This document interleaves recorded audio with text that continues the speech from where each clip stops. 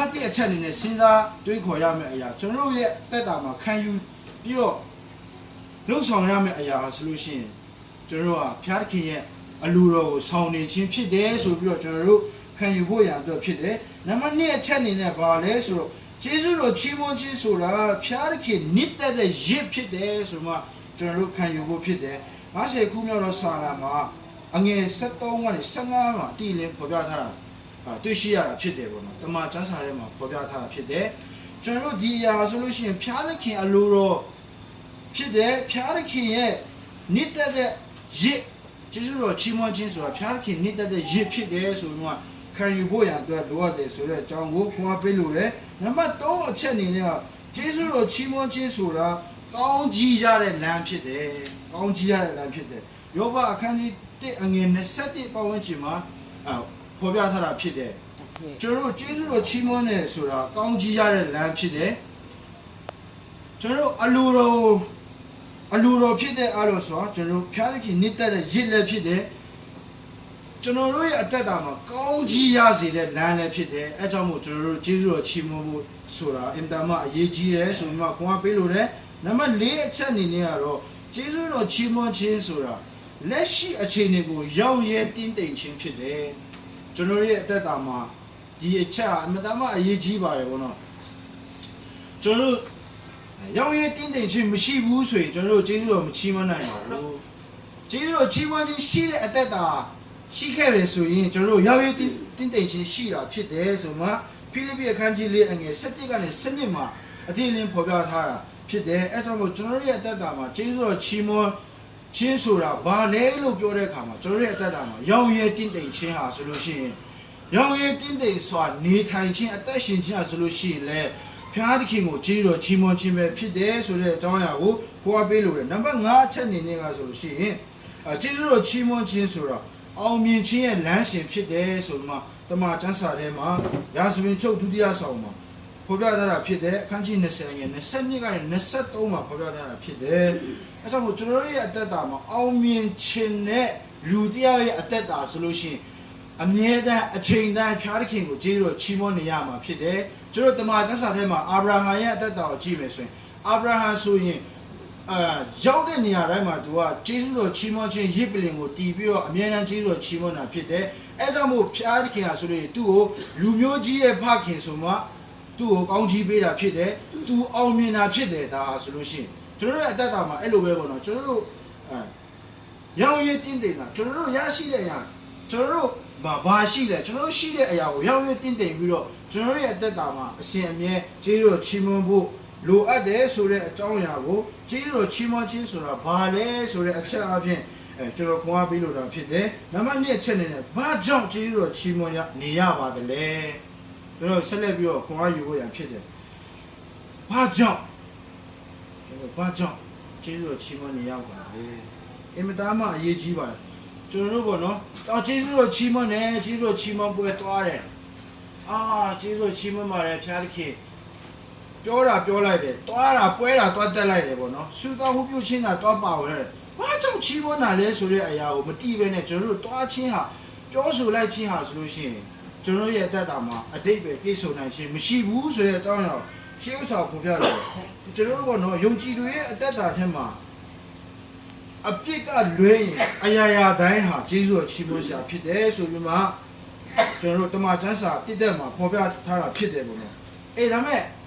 အပြစ်လုံးမိပြီဆိုရင်တော့ကျွန်တော်တို့ကျေးဇူးတော်ချီးမွမ်းဖို့မဟုတ်ဘဲနဲ့ကျွန်တော်ဝင်ချတောင်းပန်မှုဖြစ်တယ်ဆိုတဲ့အကြောင်းအရာဖော်ပြလို့ပဲကျေးဇူးတော်ချီးမွမ်းတဲ့နေရာမှာကျွန်တော်တို့ရေတွက်ပြီးတော့ကျေးဇူးတော်ချီးမွမ်းဖို့ရန်အတွက်ဖြစ်တယ်ရေတွက်ပြီးတော့ကျွန်တော်ရဲ့အသက်တာမှာကျေးဇူးတော်ချီးမွမ်းမယ်ဆိုရင်ကျေးဇူးတော်ချီးမွမ်းဖို့ရန်အတွက်မကုန်နိုင်ပါဘူးကျွန်တော်ရဲ့အသက်တာမှာအရာရာတိုင်းဟာကျေးဇူးတော်ချီးမွမ်းရှာပဲဖြစ်တယ်ခုနကတော့ကိုလုံးခေါင်လည်းကျွန်တော်ရဲ့တူညီမှုဖြစ်တယ်ပေါ့နော်ကိုလုံးခေါင်လည်းပြောသွားတယ်ပေါ့နော်ကျွန်တော်နေ့တိုင်းအသက်ရှင်ရတယ်နေ့တိုင်းလေတွေကိုရှူရှိုက်နေရတယ်ဒါကျွန်တော်တို့ရဲ့အသက်တာမှာအကြီးမားဆုံးတော့ကောင်းကြီးဖြစ်တယ်အကြီးမားဆုံးတော့ကျေးဇူးတော်ချီးမွမ်းစရာဖြစ်တယ်ပေါ့နော်ကျွန်တော်ရဲ့အသက်တာမှာအင်တာမှာကျွန်တော်တို့ရဲ့အသက်တာမှာနော်တမန်ကျမ်းစာထဲမှာပေါ်ပြထားတာဖြစ်တယ်ပေါ့နော်လူဆိုးကိုလည်းလူကောင်းကိုဖြစ်စေလူဆိုးကိုဖြစ်စေဖျားသခင်ကအတူတကွနေရဲ့ဒ တန်ကိုခံစားရဖို့ပေးထားတယ်လေကိုသူကပြီးအချိန်ကိုသူကပေးထားတာဖြစ်တယ်ဒါပေမဲ့ကျွန်တော်တို့ရဲ့လူဆိုးလူကောင်းဆိုတဲ့အသက်တာမှာကျွန်တော်တို့ဒီတွက်ပြီးတော့ချီးမွမ်းတတ်ဖို့ရအင်မတန်မှအရေးကြီးတယ်ဆိုတဲ့အကြောင်းအရာကိုကျွန်တော်ပေါ်ပြလိုတာဖြစ်တယ်ပေါ့နော်ဒီထဲမှာပေါ့နော်ကျွန်တော်အားကြောင့်ကျေးဇူးကိုချီးမွမ်းရတယ်လဲဆိုတဲ့အချက်ကိုကျွန်တော်တိတာထင်ရှားအောင်မြင်စေတဲ့အရာကိုကျွန်တော်အနေငယ်ပေါ်ပြလိုတော့အနေငယ်ပေါ်ပြလိုပါတယ်လို့အပြည့်ရဲ့ကျေးဇူးကနေလူမြောက်ခွင့်ရခဲ့လို့ကျွန်တော်ကျေးဇူးတော်ချီးမွမ်းရတာဖြစ်တယ်ဒါဟာဖြောင်းမှတ်ခြင်းအတွက်ကျေးဇူးတော်ချီးမွမ်းရခြင်းဖြစ်တယ်ဒီအကြောင်းအရာကိုကျွန်တော်ရောမဩဝါဒစာခန်းကြီး6ငယ်19ကနေ18မှာပေါ်ပြထားတာဖြစ်တယ်ပေါ့နော်ကျွန်တော်အပြည့်ရဲ့ကျေးဇူးကနေလူမြောက်ခွင့်ရခဲ့တာဖြစ်တယ်ရခဲ့လို့လည်းကျွန်တော်ကျေးဇူးတော်ချီးမွမ်းရခြင်းဖြစ်တယ်ဘာကြောင့်ကျေးဇူးတော်ချီးမွမ်းတယ်လဲဆိုရင်ကျွန်တော်အပြည့်ရဲ့ကျေးဇူးဘွားကနေကျေးဇူးကနေလူမြောက်ခွင့်ရခဲ့လို့ကျေးဇူးတော်ချီးမွမ်းရတာဖြစ်တယ်ပြီးတော့နောက်တစ်ချက်အနေနဲ့ခရစ်တော်အပြင်ဇာတိတဘောကိုအောင်နိုင်ခဲ့ခြင်းကြောင့်ကျွန်တော်ကျေးဇူးတော်ချီးမွမ်းရခြင်းဖြစ်တယ်ရောမအခန်းကြီး9အငယ်25မှာအတိအလင်းဖော်ပြထားတယ်ဒီအရာဆိုလို့ရှိရင်တန်ရှင်းခြင်းအတွက်ကျွန်တော်ကျေးဇူးတော်ချီးမွမ်းခြင်းဖြစ်တယ်ခရစ်တော်အပြင်ဇာတိတဘောကိုအောင်နိုင်ခြင်းကြောင့်ကျွန်တော်ကျေးဇူးတော်ချီးမွမ်းရခြင်းဖြစ်တယ်ပြီးတော့နောက်တစ်ချက်အနေနဲ့ခရစ်တော်အပြင်တည်ခြင်းကိုအောင်မြင်ရတော့ခွင့်ကိုရရှိလို့ကျွန်တော်ကျေးဇူးတော်ချီးမွမ်းရခြင်းဖြစ်တယ်ဒီအရာလို့ရှိရင်တမန်ကျမ်းစာထဲမှာတိကောအခန်းကြီး15အငယ်59မှာကျွန်တော်အတိအလင်းဖော်ပြထားတာဖြစ်တယ်ဒီအရာဆိုလို့ရှိရင်ကျွန်တော်အောင်မြင်ခြင်းအတွက်ကျွန်တော်ချီးမွမ်းရခြင်းဖြစ်တယ်ပေါ့ကျွန်တော်အောင်မြင်ခြင်းဖြစ်တယ်ခရစ်တော်အပြင်တည်ခြင်းကိုအောင်မြင်ရခြင်းကိုရရှိလို့ခံစားရရှိလို့ကျွန်တော်ချီးမွမ်းရခြင်းဖြစ်တယ်နောက်တစ်ချက်အနေနဲ့အသက်တာမှာလက်တွေ့တက်တည်ရခြင်းအတွက်ကျွန်တော်ချီးမွမ်းရခြင်းဖြစ်တယ်ဒါဟာကျွန်တော်အတွက်တက်တည်ခံခြင်းကျေးဇူးတော်ချီးမွမ်းခြင်းဖြစ်တယ်ဆိုတဲ့အကြောင်းအရာကိုနိကောနေ့14မှာပေါ်ပြတာဖြစ်တယ်ကျွန်တော်နောက်ဆုံးတစ်ချက်အနေနဲ့မလုံနိုင်တော့သာရနိုင်ငံတော်ကိုအမွေခံရခြင်းကြောင့်ကျွန်တော်ချီးမွမ်းရခြင်းဖြစ်တယ်ဒါဆိုလို့ရှိရင်ကျွန်တော်ရဲ့အသက်တာအတွက်စိတ်ချခြင်းအတွက်ချီးမွမ်းခြင်းဖြစ်တယ်ဟေဘရဲခန်းကြီး28မှာခုနကျွန်တော်လည်းဖတ်သွားပြီနော်ဒီထဲမှာကျွန်တော်အတိအလင်းဖော်ပြထားတယ်ဘာကြောင့်ကျေးဇူးတော်ချီးမွမ်းရလဲဆိုရင်ဒီအချက်တွေအကြောင်းကျွန်တော်ကျေးဇူးတော်ချီးမွမ်းရခြင်းဖြစ်တယ်ဆိုပြီးတော့ကျွန်တော်နံပါတ်1ကျွန်တော်တို့ဘာကြောင့်ကျေးဇူးတော်ချီးမွမ်းရတယ်လဲဆိုတဲ့အကြောင်းအရာအပြင်ကျွန်တော်ခွန်အားပေးလိုပါတယ်နံပါတ်3တစ်ချက်နောက်ဆုံးတစ်ချက်အနေနဲ့ကျွန်တော်ဘာကိုခွန်အားယူကြရမလဲဆိုတော့ကျွန်တော်ကျေးဇူးတော်ချီးမွမ်းခြင်းဆိုတာဘာလဲဆိုတာတည်သွားတဲ့အခါဘာကြောင့်ချီးမွမ်းရလဲဆိုတာတည်သွားတဲ့အခါမှာကျွန်တော်ဘယ်လိုချီးမွမ်းရမလဲဆိုတာတည်ဖို့ရတဲ့အင်မတန်မှအရေးကြီးလာတာဖြစ်တယ်ပေါ့နော်အဲ့တော့ကျွန်တော်တို့ရဲ့အသက်တာမှာပေါ့နော်ဘယ်လိုချီးမွမ်းရမလဲဆိုလို့ပြောလိုက်တဲ့ခါမှာပေါ့နော်ကျွန်တော်တို့စာလံဆရာကရေးဖွက်ထားတာဖြစ်တယ်ပေါ့နော်ကျွန်တော်တို့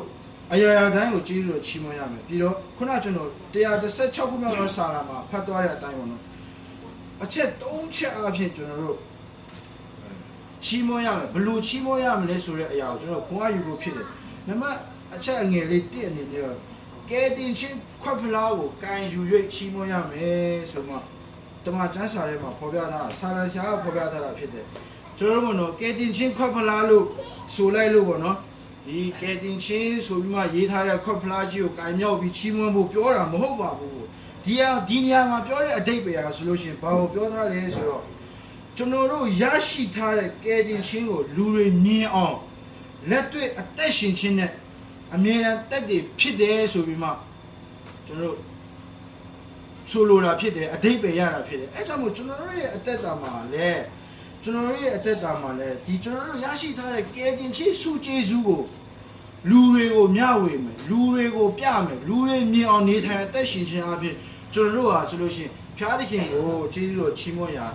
ရောက်ပါတယ်ဆိုတဲ့အကြောင်းအရာကိုဖော်ပြလိုတယ်နံပါတ်2အချက်အနေနဲ့ဘုရားအပေါ်မှာတစ္ဆာဂတိဖြည့်ခြင်းအပြင်ကျေးဇူးတော်ချီးမွမ်းရမယ်လို့ကျွန်တော်တို့ခွန်အားယူဖို့ဖြစ်တယ်ပေါ့နော်တစ္ဆာဂတိဆိုတဲ့နေရာမှာပေါ့နော်ဓမ္မဟောင်းခေတ်မှာဆိုရင်ပို့ပြီးတော့အတုံးများတယ်ပေါ့နော်ဘယ်လိုလဲဆိုတော့ဒီဥမာတစ်ခုနေပေါ့နော်စစ်ပွဲကိုနိုင်ဖျားခင်ဒီစစ်ပွဲကိုနိုင်ခွင့်ပေးပါနိုင်ရင်ကျွန်တော်ကျမပေါ့နော်ဘယ်လိုဆက်ကပ်ပါမယ်ဘယ်လိုပူဇော်ပါမယ်ဆိုတော့ဖျားခင်ကိုဂတိတစ္ဆာပေးပြီးမှလုပ်တဲ့ဒီတစ္ဆာဂတိနဲ့လုပ်တဲ့အကြောင်းအရာပေါ့နော်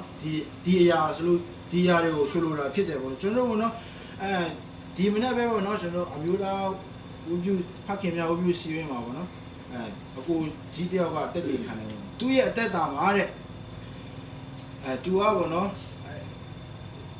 အစပိုင်းတုန်းကတော့သူကဖျားအမှုမှာပေါ့နော်အများအားပါဝင်နေတဲ့စက်ကတ်တယ်တဲ့နောက်ပိုင်းကျတော့သူရုပ်လာတယ်ပေါ့နော်သူမဆက်ကနိုင်လာဘူးအားနေလာတယ်တဲ့ဒါမဲ့သူဆူတောင်းနေတဲ့ဘလို့ဆူတောင်းလဲဆိုဖျားတစ်ခင်းနဲ့အဲ့ဒီအခအချိန်ခါတော့ကတော့ဆိုင်ကယ်ဆိုတာကပေါ့နော်လူတိုင်းစီးနိုင်ဖို့ခဲရင်းနဲ့အချိန်ခါဖြစ်တယ်ပေါ့နော်အဲ့တော့သူကအဲ့အချိန်ဘလို့ဆူတောင်းလဲဆိုတော့ဖျားတစ်ခင်းနဲ့သူ့ကိုဆိုင်ကယ်ပေးပါတဲ့ဆိုင်ကယ်ရချင်တယ်ပေါ့နော်ဆိုင်ကယ်ပေးပါတယ်ဆိုင်ကယ်ပေးရင်သူဘလို့ပြန်ဆက်ကပ်ပါမယ်ဆိုတော့ဒီလိုပြောတယ်ဒီပြောချင်တာဒီအရာဆိုလို့ရှိရင်ဒီတိစ္ဆာဂတိအနာနဲ့ပတ်သက်ပြီးတော့သူကဖျားတစ်ခင်ကိုဂတိတိစ္ဆာဖြေတဲ့အရာဖြစ်တယ်ပေါ့နော်ဒီလိုဂတိတိစ္ဆာပြုလိုက်ပြီးဆိုကြဲကနေပြီးတော့ကျွန်တော်တို့ကဆိုလို့ရှိရင်ဒီအရာကိုမရမနေမဖြစ်မနေပြန်ပြီးတော့ဖြေဖို့ရန်အတွက်လိုအပ်တယ်ဒီလိုမဖြေနိုင်တော့ဘောနော်လူတွေရဲ့အသက်တာမှာဘောနော်ကြိမ်ချင်းတွေဖျားခင်ကသူ့ကိုဂတိပေးထားပြီးမှမဖြေဘူးဆိုရင်တော့ဖျားခင်ကစိတ်တော်မထီးတွေ့ဘူးနော်စိတ်တော်မှာမနစ်သက်ဘူးအဲကြောင့်သူ့အပေါ်မှာကြိမ်ချင်းတွေရောက်ရှိလာမှာဖြစ်တယ်ပေါ့အဲကြောင့်ကျွန်တော်တို့လည်းပေါ့နော်ဖျားခင်ကကျွန်တော်တို့ကိုပြောထားရပေါ့နော်ဒီကောင်းကြီးကိုဘလို့လို့ရင်ဒီကောင်းကြီးကိုခံစားရရှိမယ်ဆိုကျွန်တော်တို့ရဲ့အသက်မှာတကယ်လိုက်လျှောက်တဲ့အခါမှာကျွန်တော်ဖျားခင်ကတူပေးတဲ့ဂတိကိုဖြေတာဖြစ်တယ်ပေါ့နော်ကျွန်တော်တို့အမှန်တကယ်ကောင်းကြီးမင်္ဂလာချပေးတာဖြစ်တယ်ဆိုတဲ့အကြောင်းပြောပြတော့အဲကြောင့်မို့ဓမ္မဟောင်းခင်မှာတိစ္ဆာဂတိဖြေတယ်ဆိုတဲ့အကြောင်းအရာအများဆုံးသုံးသပ်တကယ်တော့ပေါ့နော်ဒီကျွန်တော်တို့ဒီဓမ္မတိခင်မှာကျတော့ဒီအရာကိုအားသိမပေးတော့ဘူးဒါပေမဲ့လည်းကျွန်တော်တို့ဖျားပေါ်မှာတိစ္ဆာဂတိထားရှိရမယ်ဆိုရင်တော့ကျွန်တော်တို့ကဆိုလို့ရှိရင်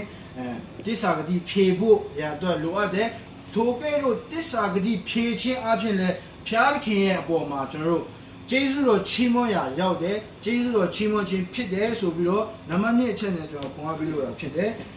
နောက်ဆုံးအချက်အနေနဲ့ဘာအချက်ကိုခွန်အားယူရမှာဖြစ်လဲဆိုတော့ဗောနော်ရှေ့တော်မှာရစ်ပူဇော်ပါဆိုတဲ့အချက်ကိုကျွန်တော်ခွန်အားယူဖို့ရဖြစ်တယ်ဗောနော်ဓမ္မအောင်ဖြစ်မှာဗောနော်ဆိုရင်တော့ဗောနော်ရစ်ပူဇော်တယ်လို့ပြောတဲ့အခါမှာတိုးနွားစိတ်တွေဗောနော်ဒီတတ္တဝါတွေဒီတိရစ္ဆာန်တွေကိုကျွန်တော်တို့တက်ပြီးတော့ရစ်ပူဇော်ကြတယ်ပေါ့နော်ဒါပေမဲ့ဓမ္မတိမှာဆိုရင်အဲ့လိုလောက်ခိုင်းတာမဟုတ်ပါဘူးဒါပေမဲ့ကျွန်တော်တို့ကိုကဖျားကိုကျေးဇူးတင်တဲ့စိတ်နဲ့တက်တည်ဖြစ်ဖို့ရန်အတွက်ရှေ့တော်မှာလက်တွေ့အသက်ရှင်ပူဇော်ရမှာဖြစ်တယ်ဆိုတဲ့အကြောင်းအရာဟောရတယ်အဲ့ကြောင့်မို့ကျေးဇူးတော်ချီးမွမ်းပွဲတို့ကောင်းတဲ့စားပွဲတို့အဦးတီးပူဇော်ပွဲတို့အဲ့ဒီအရာတွေကိုလှုပ်ဆောင်ကြတာဖြစ်တယ်ပေါ့နော်အဲ့ကြောင့်မို့ကျွန်တော်တို့ရဲ့ယုံကြည်သူတိုင်းရဲ့အကောင်းဆုံးထဲကအကောင်းဆုံးပေါ့နော်ဒီအရာတွေကိုကျွန်တော်တို့ကဝူပြူတဲ့နေရာမှာပေါ့နော်ဖျားเจ้าမှာပဲဖြစ်ဖြစ်ပေါ့နော်ကျွန်တော်တို့တတ်မှတ်ထားတဲ့နေရာမှာကျွန်တော်တို့လာရောက်ပြီးတော့ရှေ့တော်မှာမျက်မြင်ပေါ့နော်လက်တွေ့လာရောက်ပူဇော်ခြင်းလာရောက်ပြီးတော့ကျွန်တော်တို့အသက်တာအပြင်တော်တော်ကောင်းအချိန်နာရီအပြင်တော်တော်ကောင်းကျွန်တော်တို့ရရှိခံစားတဲ့အရာများစွာအပြင်တော်တော်ကောင်းလာရောက်ပြီးတော့ပူဇော်ခြင်းပါဆလို့ရှိရင်လည်းဖျားတဲ့ခင်ကိုချီကျေးဇူးတော်ချီးမွမ်းဖို့ရန်အတွက်လှုပ်ဆောင်ချက်ကောင်းတစ်ခုဖြစ်တယ်ဆိုတဲ့အကြောင်းအရာကိုကျွန်တော်ခွာပေးလို့ပါတယ်ချစ်တော်ညီကိုမောင်မတို့ကတော့ကျွန်တော်တို့ကျေးဇူးတော်ချီးမွမ်းရမယ့်အရာမရှိတာမဟုတ်ပါဘူးကိုယ်တိုင်ကမရေတွက်လို့မရှိတာဖြစ်တယ်ပေါ့နော်ရေတွက်ပြီးတော့အမြဲတမ်းချီးမွမ်းနေတဲ့လူရဲ့အသက်တာမှာဆိုလို့ရှိရင်ပေါ့နော်အချိန်တိုင်းချီးမွမ်းဆရာတွေပဲဖြစ်တယ်ဆိုတဲ့အကြောင်းအရာကိုကျွန်တော်တို့ဖြစ်တယ်အဲကြောင့်မို့ကျွန်တော်တို့ရဲ့အသက်တာမှာအမြဲတမ်းရေတွက်ပြီးတော့ချီးမွမ်းမယ်ဆိုရင်တော့ကျွန်တော်ရဲ့အသက်တာမှာပျော်ရွှင်ခြင်းဝမ်းမြောက်ခြင်းတွေကိုခံစားရမှာဖြစ်ပြီးတော့ကျွန်တော်မရေတွက်ပဲမချီးမွမ်းပဲနေတော့ကျွန်တော်ရဲ့အသက်တာမှာညဉ့်ညူဆရာတွေစိတ်ပြည့်ဆရာတွေပဲထပ်မှန်တယ်လေကြုံတွေ့နေရမှာဖြစ်တယ်အဲကြောင့်မို့ကျွန်တော်ရဲ့အသက်တာမှာအချိန်တိုင်းရေတွက်ပြီးတော့ချီးမွမ်းဆရာတွေကိုရေတွက်ပြီးတော့ချီးမွမ်းတဲ့အသက်တာအားဖြင့်ကောင်းမှုဆုံးအသက်ရှင်ဆောင်လန်းကြပါစို့လို့ကျွန်တော်ဒေသနာကိုခွာပြလို့ရတယ်ကျွန်တော်နောက်ဆုံးအနေနဲ့ပေါ့နော်ကျွန်တော်တခြင်းတပုတ်အားဖြင့်ကျွန်တော်ရဲ့ဒေသနာကိုအဆုံးသတ်လိုပါတယ်လို့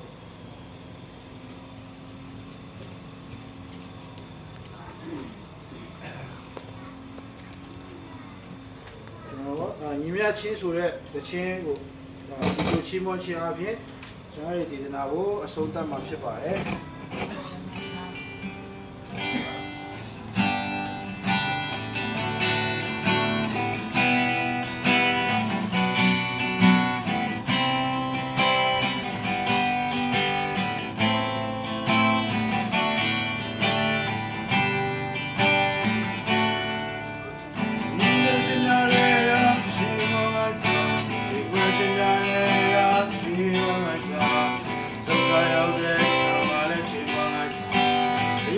的你违背，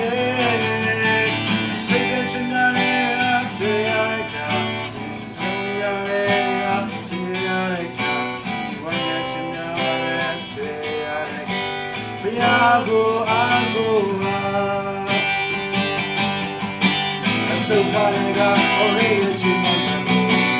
我陷入心里面，你怎样？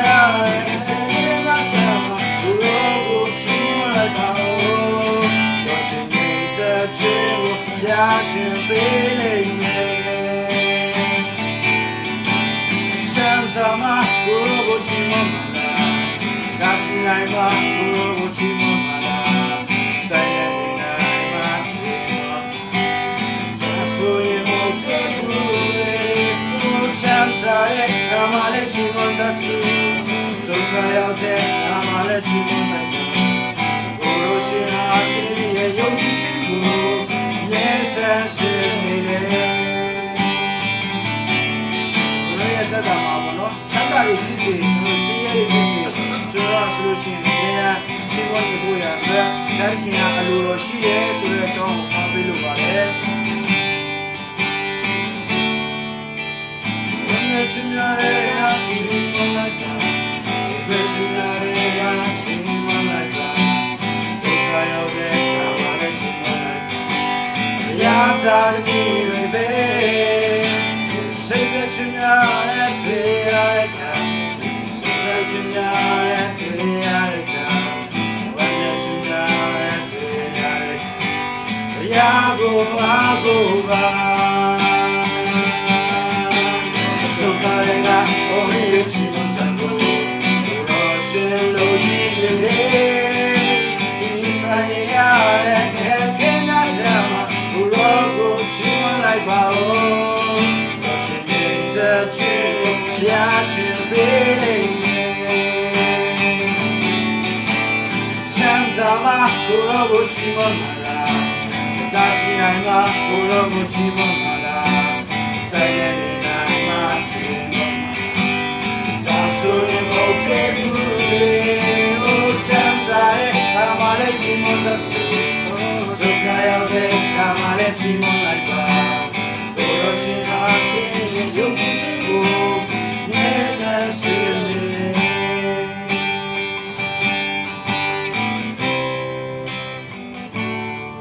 大家不要紧，大家偏心大于高级别吧，谁？